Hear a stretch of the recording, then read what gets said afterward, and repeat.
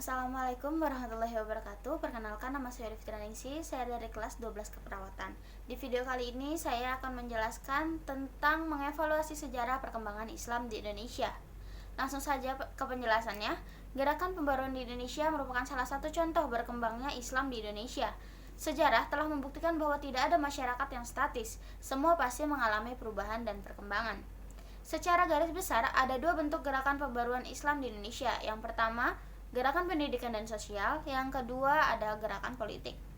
Gerakan pendidikan dan sosial, kaum pembaru memandang betapa pentingnya pendidikan dalam membina dan membangun generasi muda.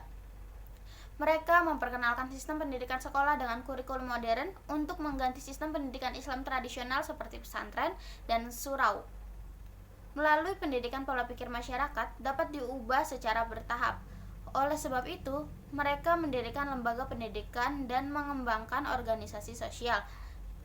Contohnya lembaga pendidikannya itu ada yang pertama sekolah Tawalib, yang kedua ada Jamiat Khair, yang ketiga ada Al-Irsyad, yang keempat ada Persyarikatan Ulama, yang kelima ada Nahdlatul Ulama atau biasa disebut NU, yang keenam ada Muhammadiyah, yang ketujuh ada Persatuan Islam atau Persis. Yang kedua ada gerakan politik. Islam tidak dapat menerima penjajahan dalam segala bentuk. Perjuangan umat Islam dalam mengusir penjajah sebelum abad 20 dilakukan dengan kekuatan senjata dan bersifat kedaerahan. Di antara partai politik Islam yang tumbuh sebelum zaman kemerdekaan adalah Persaudaraan Muslimin Indonesia atau PERMI, Syarikat Islam atau SI, dan Partai Islam Indonesia atau PII. SI didirikan di Solo pada tanggal 11 November 1911 sebagai kelanjutan dari Syarikat Dagang Islam atau SDI yang didirikan oleh Haji Saman Hudi pada tanggal 16 Oktober 1905. SI kemudian berubah menjadi Partai Syarikat Islam Indonesia atau PSII. Partai Islam Masyumi pada awal berdirinya merupakan satu-satunya partai politik Islam yang diharapkan dapat memperjuangkan kepentingan seluruh golongan umat Islam dalam negara modern yang diproklamasikan pada tanggal 17 Agustus 1945. Masyumi merupakan partai federasi yang menampung semua golongan tradisional. Nilai-nilai keteladanan tokoh-tokoh dalam sejarah perkembangan Islam di Indonesia.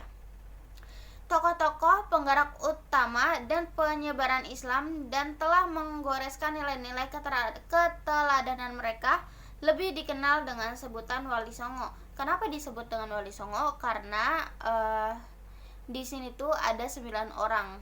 Nah, 9 itu dalam bahasa Jawa itu Songo, jadi Wali Songo.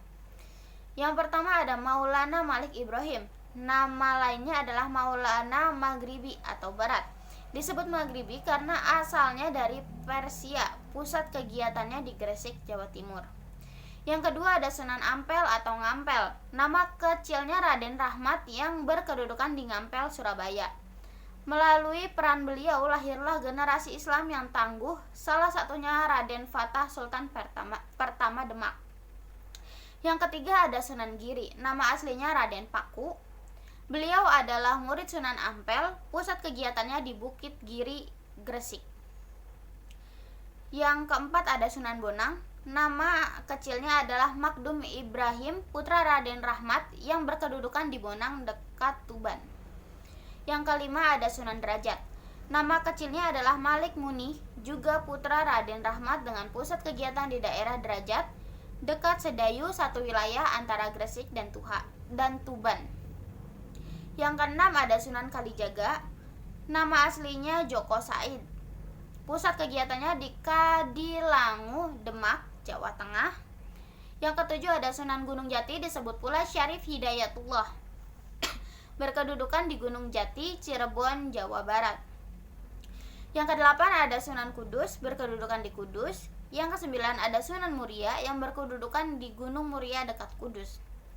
Sekian penjelasan tentang sejarah perkembangan Islam di Indonesia. Kurang lebihnya mohon maaf. Wassalamualaikum warahmatullahi wabarakatuh.